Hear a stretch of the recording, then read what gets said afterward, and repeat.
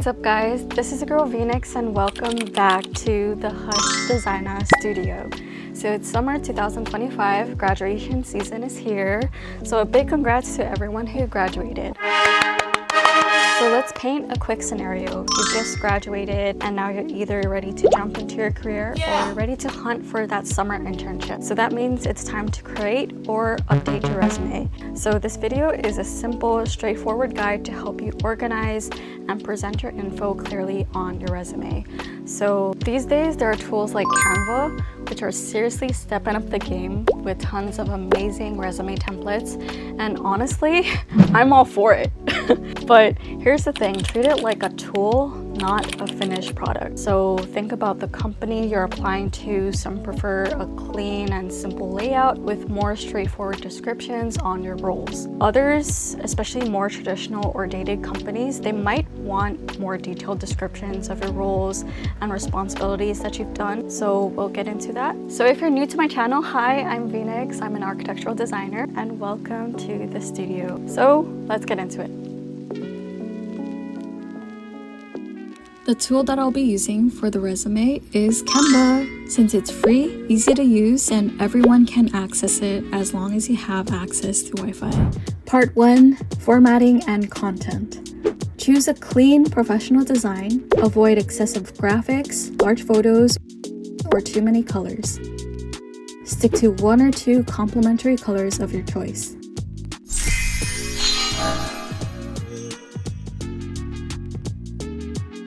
Limit your resume to 1 page if you're building experience though. 2 pages are acceptable for those with extensive experience.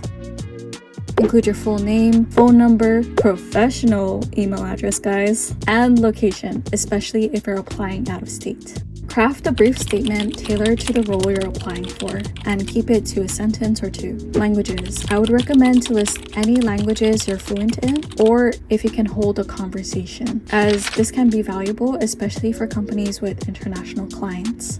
Skills. Prioritize software skills. Start with Autodesk programs. Many companies will ask in your interview about your strengths in certain programs like Revit and AutoCAD, followed by 3D modeling tools such as Rhino, SketchUp, Lumion, and Adobe Suites. And what also makes it helpful is including graphic representation or percentages. It's helpful for the recruiter when they have a quick scan of your resume. Professional experience, the meat. So list your most recent position first. For each role, include your job title, company name, and duration of employment. For your descriptions, and this is important, use action verbs at the beginning of bullet points, such as coordinated, design, collaborated. These are some examples. If you worked as an architectural intern, produced 3D renderings using Lumion and V-Ray for client presentations. If you worked as an architectural designer, collaborated with senior architects on various residential projects. Here's an additional tip. Hiring managers often consider the length of time you stayed at previous companies. They tend to value stability and may be wary of candidates who frequently switch jobs, as it can raise concerns about commitment and reliability. With that said, take this with a grain of salt. If you've left a job because it negatively affected your health or well-being, that is completely fine and understandable. I recommend placing this section after your experience because the experience is where the meat is. Include your degree, institution, and graduation year. Additional achievements. Mention any awards, volunteer work, or publications such as your thesis. Also, if you're starting your resume and applying for internships, consider moving this education section at the top so that employers understand that you're still in school and hopefully they won't go too hard on you. Choose at least 2 references. My recommendation is someone who knows your work well. Number 2, someone who can speak positively about you and should generally want to recommend you to this company.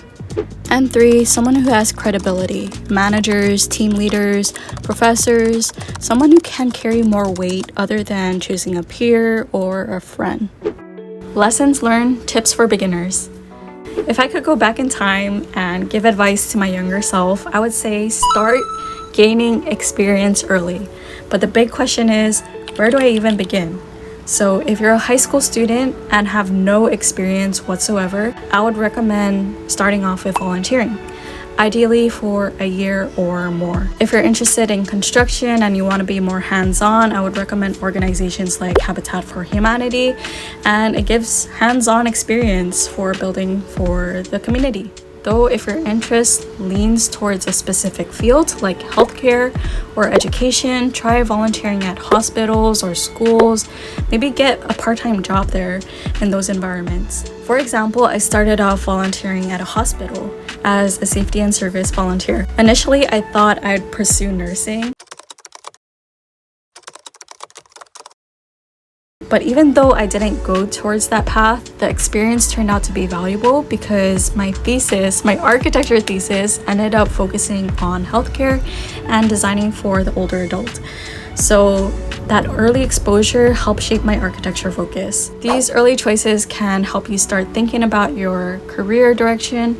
Would you like to design for schools, hospitals, or even athletic stadiums in the future? Your early experiences can help you figure that out. If you're in architecture school and you don't know where to start, consider joining AIAS, American Institute of Architecture Students. You can also look for on-campus jobs for your department. For instance, if you take in a woodshop class and you're pretty good at it, try taking a job at the woodshop. If you're great at graphics, find a role where you can apply those skills. These are small steps that build your resume and your skill sets. Okay, next. Key things that recruiters are looking for on your resume. These are some key things that my sister shared with me because she does help with the hiring process and she does work with an international construction firm. I hope this helps you out. And hi sis, if you're watching this. Number 1, ability to collaborate with team members on projects. Generally, the construction field is team-based, so you will be communicating with your team, clients, consultants. Just know that. And remember, in the future, in studio, you will be working with groups. This would happen maybe like in your second year of architecture school. So good luck with that, guys. You're gonna go crazy. This is Sparta! I know I did. So you will suffer through that. I know I did. So we will all suffer through that, okay? Number 2, the types of projects you worked on. What kind of projects you worked on, whether it's residential, commercial, just please state that in your resume. And this will connect to your portfolio that you will present in your interview. Please bring a copy of your portfolio on the interview day. Okay guys, digital copy, physical copy, whatever works. But I will cover that in a separate video. So just comment down below if you want to see that. Number 3, specific skills, tasks, and roles you've carried out. And this is when the action verbs are important at the beginning of each resume bullet point. So keep that in mind.